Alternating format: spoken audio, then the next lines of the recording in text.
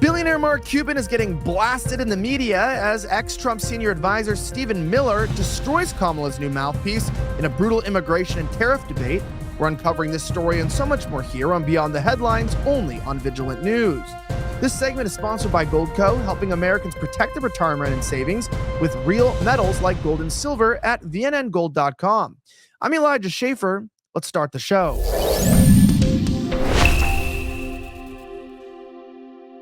Well, looks like Mark Cuban isn't getting tired of defending Kamala and her outright insanity. Well, the Gateway Pundit reports that ex-Trump senior advisor Stephen Miller has destroyed him in a massive debate. Let's talk about this. Former Trump senior advisor Stephen Miller destroyed Mark Cuban over his support of Kamala Harris and her shaky positions on key issues like immigration. Now, we're not surprised about that because despite her being literally insane, well, Mark is taking the cake on this one. Listen. Last week, anti-Trump billionaire Mark Cuban appeared on CNBC to discuss Kamala Harris's controversial proposal to tax unrealized gains. That means money you didn't earn yet, a policy that many economists fear would devastate the market. Now, Cuban, who initially criticized Harris's plan, found himself in a difficult spot when pressed by the host, struggling to defend the vice president's economic ideas. Now, Cuban's flustered defense quickly unraveled, culminating in an embarrassing moment where he stammered no a staggering 16 times after host Rebecca Quick pointed out that Harris is simply telling people what they want to hear without offering concrete solutions. Now, the exchange quickly caught the attention of former Trump senior advisor Stephen Miller. Now, if you don't believe me that he's literally trying to support this tax on unrealized gains, listen to this. He tells CNBC that, this is actually a good idea. Watch. On this unrealized tax issue, gain issue, and where we've talked about, those who are taking loans against their unrealized stock, et cetera, et cetera. And then they say, well, if you start to tax that, we won't be able to make investments in startups. We won't be able to give money over to venture capitalists and private equity folks and other things like that. What's your feedback to that distinction? Because I wonder, once there's a critique of one, then, of one policy, and you get rid of that policy, then of course it moves to the critique of the next version of it.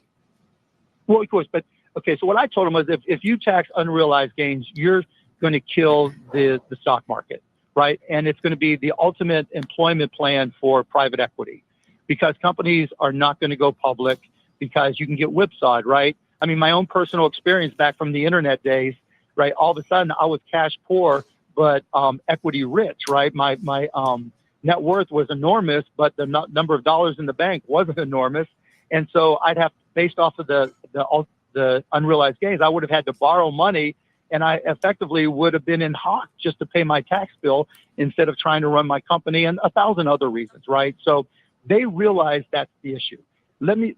I can't repeat it enough. Even though she's not directly conflicting the Biden tax plan, to her value proposition is we need to tax everybody fairly. I'm starting from the Biden plan as a starting point, but that's not necessarily her ending Mark, point. let me just say, I appreciate you calling in, telling us what you're hearing on these fronts. That's great. But as you've said yourself, you can't speak for the vice president. These are things they're telling you. Who knows what they're telling other people? My guess is they're telling anybody who's donating to them exactly what they want to hear at this point. What matters is what they say publicly and what they will stick to. No, absolutely, positively not. Right. Let me just be very I don't know. clear. Why do you think that they're telling you the truth and not telling other people other things? Well, if they won't say it publicly, say it publicly. Tell all of us so that we can hold you to it. I get it, but you got to get the details right. You can't just. Yeah, but we have 60 days till an election. Like, you're asking people to take a flyer. Even if it's the day before the election, right? Even if it's the day before. Look, the next question is, the second thing I was going to mention earlier. I just don't want everybody to trade on what we think and what we feel and what we think may happen. Exactly. Just tell us. I get your. Yeah, just tell us. Tell us exactly what you're talking about. And nobody really can, right? That's the biggest problem. Now, in retrospect, Miller then attacked him, saying, since Mark Cuban is the only member of the Harris campaign who will answer any questions, I think that's actually quite interesting. Let's ask Mark about 3 planks of Kamala's platform. Number 1, why does she want to give citizenship to all illegals? Number 2, why does she oppose tariffs on China? And 3, why does she admire Dick Cheney? Cuban, trying to recover from his embarrassing CNBC appearance, responded, though his answers did little to inspire confidence in the Harris campaign. Attempting to deflect the immigration question, Cuban said that he'd leave it to the AI chatbot Grok to provide an answer while defending Harris's cautious stance on tariffs. As for Cheney, Cuban astonishingly admitted that his admiration for the Iraq war architect, claiming that Cheney puts country over party. He wrote, "Thanks for the wonderful questions, Stephen. I'll give you my perspective. On immigration, I'll let Grok answer the question below, since I'm mostly focused on business policy. She isn't opposed to all tariffs on China. There are reasons to implement strategic tariffs, but she has a degree in economics. She knows that across the board tariffs are inflationary. And not only that, she knows that countries can economically retaliate in ways beyond just tariffs, which makes the implementation of across-the-board tariffs pretty damn stupid. She also knows that tariffs should be used as a tool for economic reasons, not as a personal vendetta. As far as Dick Cheney, who doesn't admire someone who puts country over party, I personally like that the number of mainstream Republicans supporting Kamala Harris continues to grow." And there was the response to your immigration question from Grok. I think it's accurate. Good job, Elon Musk.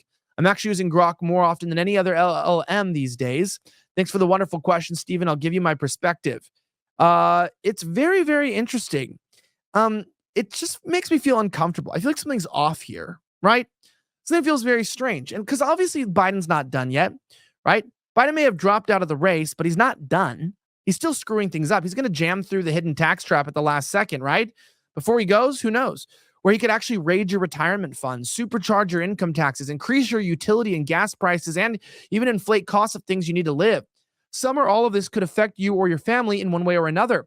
So if you want to wait and see, you may as well kiss your retirement and savings goodbye. The good news is that you can get prepared right now, but you better hurry. Reach out to Goldco today to learn how precious metals could help you protect yourself and your family.